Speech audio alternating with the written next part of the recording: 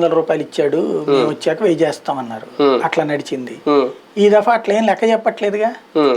అసలు ముందు ఈ పింఛన్ ఉంటుందా లేదా అనేది ఒక డౌట్. అదే అనేది ఇప్పుడు 18 ఏళ్ళు దాటి 59 ఏళ్ల వరకు అందరికి ప్రతి మహిళకి 1500 ఇచ్చేస్తాను అంటే ఇప్పుడు రేపు నుంచి 3000 తీసుకుంటారు అందరూ. వీళ్ళకి 3000 ఆగిపోద్దా? ఈ 3000 ప్లస్ 1500 ఇస్తారా? అసలు ఎందుకు సంబంధం ఉంటది? ఇది వృద్ధులకు కదా ఇచ్చేది. వృద్ధులకి వితంతువులకి ఒంటరి మహిళకి అందరికీ వస్తుంది. వితంతువుల విషయం ఒంటరి మహిళలదే అన్న చెప్పాలి వీళ్ళు సమాధానం. ఇప్పుడు ఈ సామాజిక పింఛన్లోకే కదా వెళ్తుంది ఏదైనా.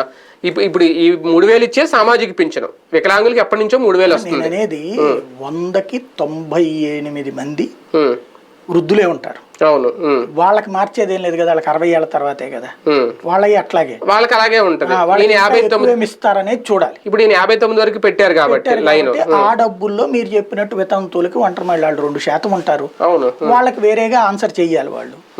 మేబీ అంటే వాళ్ళకి తగ్గిపోతున్నట్టు కదా. వాళ్ళకి అదో ఏదో ఒకటి చూసుకోమంటారు. ఏముంది ఈ 1500 అడిషనల్ బెనిఫిట్ ఇంట్లో ఎవరన్నా ఎక్స్ట్రా ఉంటే. అంటే ఈ పింఛన్ విషయంలో అయితే ఇంకా వెళ్ళేటప్పుడు ఆ 1500 ఇంకెందుకు అప్పుడు ఇది 3000 వచ్చినప్పుడు అలాంటప్పుడు ఇంకెందుకు 1500 పథకం ఇంకా.